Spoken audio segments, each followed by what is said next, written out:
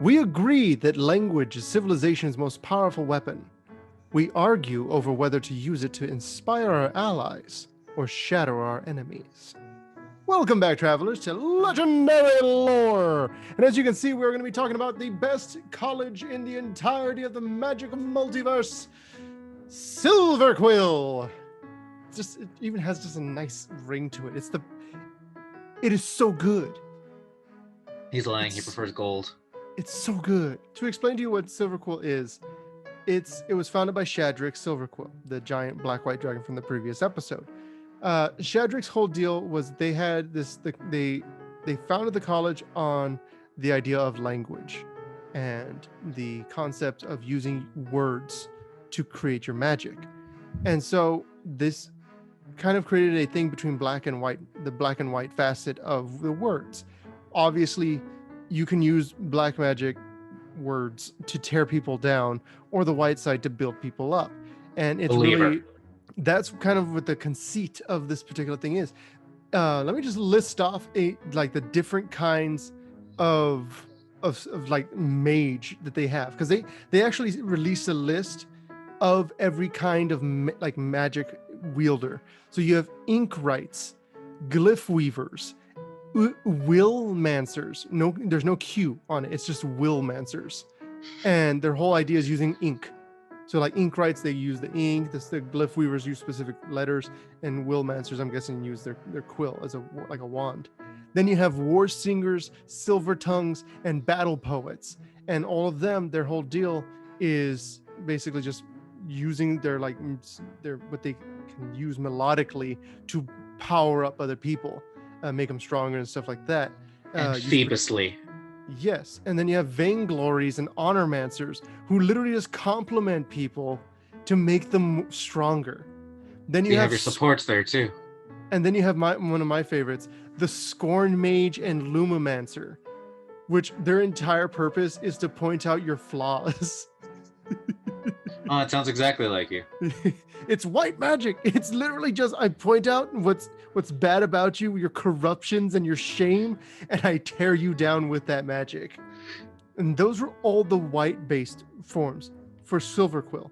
Then you have the black side of Silverquill, which has characters like banter mages, shade locks, wit stingers, and daunters, which obviously they just kind of use their observations and like just they neg you the entire thing. They just completely tear you down by throwing shade or banter or just stinging you with their wit kind of thing.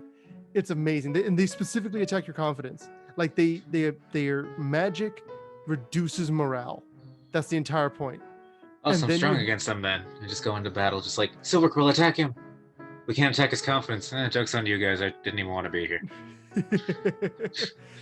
You can't get any lower than I already am. I'm unstoppable. And then you have ink casters, dusk mages, and shade wings, which are basically just like shadow magic, the stuff you'd normally see. Shade wings obviously would be like the owlin that choose to use black magic and stuff like that, or vampires. They're specialized in turning their inklings into flying inklings, or making weapons. And there's people of all species on this plane. Yes, there's a ton of sentient species here. It is worth mentioning. It reminds me of My Hero Academia. Specifically the scene where they're being saved by the policeman, just like, it's a cat. Look at his little bell.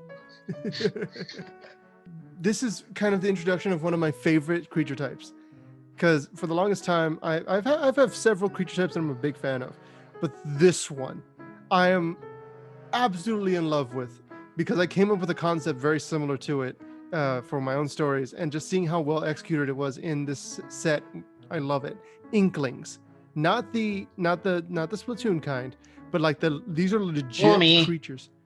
legit creatures born of ink, and they're beautiful. They're perfection, and just the idea behind them of their like these little impish creatures that are brought into existence. They're not spirits. They're not constructs, they're not elementals, they're literally just magic ink. Before we get into the people who inhabit this area, we have to talk about some of the main areas on the campus.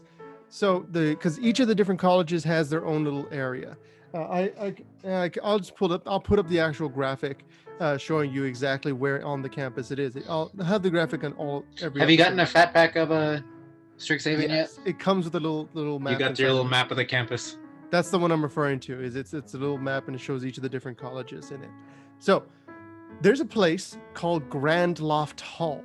It's a vast train station like space. I wonder where they got an idea for a magic train station at a wizarding school, with shafts of light streaking in from the enchanted window panes, filled with balconies, booths, or dioceses is the correct pronunciation of that, and other spaces where it's literally just a place where orators can go and practice their speech giving. And there's inklings literally everywhere, just flying all over the place. And it's like a super high vaulted ceiling. And there's the window panes put spotlights on anyone who's using the magic. So like the more powerful your spell is, the more spotlights will go on to you. So you'll have like these, I would like to imagine there's like rap battles going on in certain areas. And there's just like the spotlight is moving to whoever's winning or in control at that moment. It's beautiful. I love it. Speaking of rapping, then we have the Rose stage. So, Joe, I want you to imagine that there is basically just a giant circular platform, like one of the old style playwright stages, right? Mm-hmm. And right behind it is just a huge backdrop of ink comprised roses.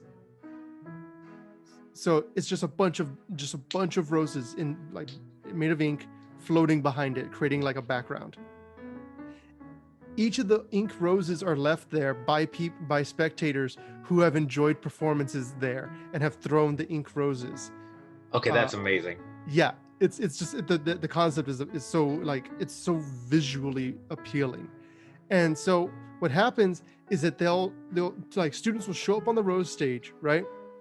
And they'll have duels there. Like they specifically show up to practice either sparring, performances, or having things called honor duels, which are it's so cool. And then of course they have like people watching and coaching them on and stuff like that. And then Joe, of course, you have the dramerium, which is probably the best part of the entire. I know those other things are really cool, but this is probably the best part of the Silverquill College. It is literally just a place where they train in for physical things. So they do dance, martial arts, anything that really has to do with being physical. And they have a thing called the grave room, which is like a series of rooms that are all connected, and it's just hair and makeup salons where and like little rehearsal booths where you can practice your speeches and stuff in private, that are like sound dampened. You have areas that are just like mirrors so that you can actually see how you're performing and your gesticulation, how it looks on stage. So they have spa facilities because these people are obviously they need to unwind a bit. And then at the very back they have a special sensory deprivation chamber for people who want complete silence so they can meditate and obviously can practice their own wordsmithing if they want to. It's like an enchanted sound deprivation area. So cool. It's so good. And I love it. So if you're in the magic universe, this would be the college where you met Carol. Yes, actually, it would be. And Carol would have left because she would have hated it. It's like, oh, I'm here at this performing school. Oh, it's all about killing people with words. Never mind. I'm out. What's funny is me and her talked about it, and she got Silverquill as her thing because we took the quiz, and well, she would have switched schools, which is ironic because that's what she wound up doing in real life too. So we'll get into that when we get to her school where she's going to be. Ricky also got Silverquill when he did his. Of course. What else? We'll get into what I got when we get there as well. Exactly. Now, and Ricky will define why I got it more because he knows better than I do. And so we had all of that just now, which is really great and everything. And that was the actual school itself. We're going to talk about the people that live there now. They're actually in it. Yes. We're going to start with the deans. So we have Shaile. Shaile. She's an owl. She's the Dean of Radiance, and her whole deal is that she has a very powerful and dramatic speaking voice, and she is really well read, so she can basically quote anything. I thought she was a And white dean. yeah, she is the white dean of the two deans. Oh, she 'cause red. each one represents a different segment of it. So You missed my joke. as a result, the two of them are hers is like about eloquence and building people up and finding the good in people and stuff like that, right? Mhm. And then you have Embrose. Embrose is the Lucius Snape kind of character. He's very stern, he's very strict, but he's a poet and he uses his ink magic to dominate without mercy. And he literally just like, he's so brutal that people that study under him will often drop out because they can't survive it. And he basically acts like they never existed if they ditch him, if they give up. If That they sounds give like up, a fun they're out. challenge. Yeah.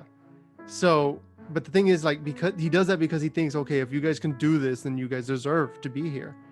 And that's why he uses language-based magic, because it like That's why you said Lucius / Snape. Just like they're not too similar. Oh, he's not evil enough to beat Lucius by itself.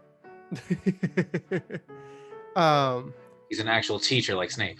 Yeah, he is an actual teacher, and he'll fight with Dean Shaile, but like he respects her. He recognizes that she's good at what she does. The problem is that this guy, Embrose, has a son, Killian, and Killian is, I mean, he's just Malfoy. He is constantly under pressure, constantly training, and he is doing everything he can to prove himself to his dad, basically. Obviously, that's not what he says. It's not how he portrays himself. He portrays himself as very like aloof and like confident, but you can tell that there's like yes, my father will hear about this. Huh? Yeah. Yeah, he's not like that snooty kid. He's just the kid that wants to prove himself to himself and to others. Then we have some actual professors.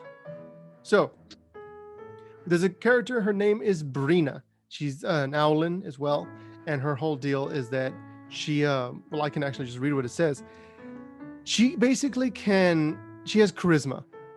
She uses her charismatic words. It says right here, an Auric, the bad guy's agent, once trapped and attempted to recruit her, threatening her students' lives if she didn't comply. Within an hour, she convinced him to free her, abandon his wicked ways, and seek wisdom from the archaics. And he thought it was his idea. This is Breena the Demagogue, the commander of the Black-White deck. Yes. You put that on screen right now. Yes, Look, and it's it looks to me obviously. like she has white ink, which is interesting because there's not a lot of white ink in a lot of these shots. That's why I like her. Then we have Nils, and his whole deal is that he just, it's just he's an optimist. He sees the potential in students, and he's constantly disappointed by them because they keep failing him. It sounds exactly like Silverquill so far. He's known for his dour strictness and hair trigger scoldings. Oh my god, I didn't expect to relate to anybody in Silverquill. Like, don't worry, guys, we're gonna have an awesome day by the end of the day. Yeah, you guys. That's what Everything I is terrible. Then we have Fain the broker. His whole deal is he can get you anything. He can get you, and he's also supposed to be like a professor. Do you need a textbook? Do you want some food? Do you need something to be forgotten? Something to like disappear? He has connections everywhere on and off campus, and as long as you're willing to pay the price, he'll help you out. I really like his card. Yes, it's a very cool card. I love that he has like a little like devilish looking inkling on his shoulder. Like it's just there. It's so good. And the second to last Silverquill student that we'll be talking about is Felisa. Felisa is known as the Fang of Silverquill. She's basically the mean girl archetype. She's stylish, popular, and devastatingly witty. That's what it says about her. And that you basically just want to be on her good side if you can, because if you're on her bad side, then they'll be absolutely vicious and crush you with just their words. She has mentor. Yes, she does have mentor. I'd say part of that is because of the fact that she is like the top student kind of thing. She's the popular kid, so she's the one who leads everyone else. Plus, she makes the inklings when things die. So she's able to pump up the inklings as well because they start off as 2-1s, and she turns them into 3-2s. Also, she has flying. Her artwork doesn't look like she should have flying, but she has flying. Because Probably why somewhere not? she just like flies on her inklings. Now, those are all people that are like in the Silverquill. But we have a Silverquill dropout as one of the legendaries. Do you know who it is, Joe? Is it Carol? No, Joe, she doesn't have a legendary card. Oh. Well, Plus then no, she's a I don't know who it transfer. is. It's Extus. He who must not Extus- be named. Yeah, the Voldemort. Extus dropped out of Silverquill, which obviously he would be Silverquill because Voldemort was Slytherin, and Silverquill is definitely the Slytherin one. Wait, Ricky, are you saying this set relates to Harry Potter? I'm saying it's inspired. It's more this. It's not so much inspired as it is that there's not a lot of room to be creative, and not get the comparisons to happen anyways. Because obviously, Basically, Wizards was like, okay, we got to make a wizard school. Okay, we're gonna look exactly like you. Yeah, we know. We're just do it anyway. And I mean, love that's it. the thing. It's like it's still very unique, very creative, and all that stuff. But you can see the connections, you see the characters, and all that stuff. Now, what's important is the reason Extus became a bad guy was because he wanted to become the Oracle. He thought that because he was like the top of his class, and he was very confident and witty and all that stuff. And he was like, okay, I'm going to be the next Oracle, because they elect an Oracle to take over and all that stuff. But he got passed over for Jadzi. And so he decided, you know what? If I can't have this place, I'm going to take over the Auric, which are like all these other rejects. I'm going to go with them, and then I'm going to use them for my plans. We'll get more into the actual plans once we hit the story time. But right now, as far as legendary lore is concerned, this closes out the Silverquill College. Joe, So the Auric existed before Extus took him over. yes, apparently. That's not actually said in any of the scenes so far, but judging from the there's a white-black spell. Extus, it's the, what is it called, Joe? Real quick. Rise of Extus? Yes, it is called Rise of Extus, and it's like set apart because it's black-white, but it's not part of the Silverquill thing. And obviously, what it shows is Extus taking over the Auric because they already existed at that point. And so, it's an interesting idea. It's that this guy kind of just wants to tear the world down because he couldn't get the job he wanted. It's so I'm not petty. going to make a comparison. There's too many easy ones to be made. But yeah, that is the Silverquill College. It's the best college. Leave a comment talking about what your favorite college is and why it's Silverquill and why Witherbloom stinks. Woo. Thank you guys so much for watching. Don't miss who these people are or what they do in the story. And go ahead and leave a like if you like the video, and subscribe for the rest of legendary lore. You're dismissed.